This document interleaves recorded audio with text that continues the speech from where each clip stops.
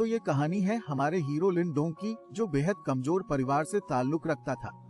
अपने परिवार को शक्तिशाली राक्षसों से बचाने के लिए लिन डोंग ने अपने बचपन में एक बात सीखी कि यदि आप अपने प्रियजनों के साथ रहना चाहते हैं तो आपको ईश्वरीय शक्तियों को प्राप्त करना होगा।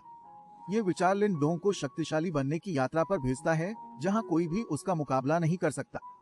तो इस कहानी की शुरुआत एक आकाशीय राक्षसी जानवर से है, जो कुछ हथियारों से भाग रहा था।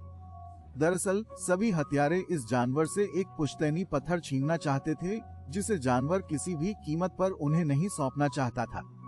इसलिए जब उस दिव्य राक्षसी जानवर को पता चलता है कि उसके पास बचने का कोई रास्ता नहीं है, तो वह खुद को नष्ट कर देता है ताकि वह अपने साथ सभी हथियारों को मार सके। इस बड़े धमाके के बाद हम देखते हैं कि पुश्तैनी पत्थर नीचे एक गड्ढे में गिर जाता है, जहां वह तब तक इंतजार करेगा जब तक उसे नया मालिक नहीं मिल जाता। अब इस घटना के कई सालों बाद हमें लिन परिवार का दृश्य दिखाया गया है, जो थोड़ा गरीब लग रहा था।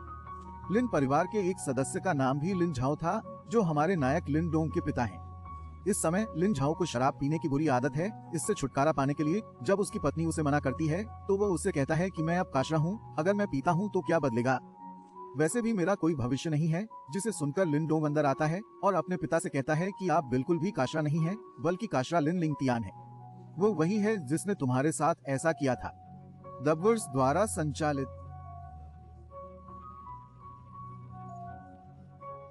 इधर अपने पिता की इन बातों से लिन डोंग नाराज हो जाता है और जंगल की ओर भाग जाता है, जहां वह सड़क पर भाग रहा था और कह रहा था कि मेरे पिता बिल्कुल भी हारे हुए नहीं है, वह एक महान योद्धा था।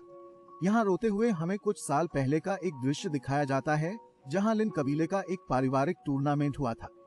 इस टूर्नामेंट के दौरान कोई भी परिवार लड़कर लिन कबीले की मुख्य शाखा में शामिल हो सकता है, क्योंकि कोई भी परिवार जो लिन कबीले की मुख्य शाखा में शामिल होता है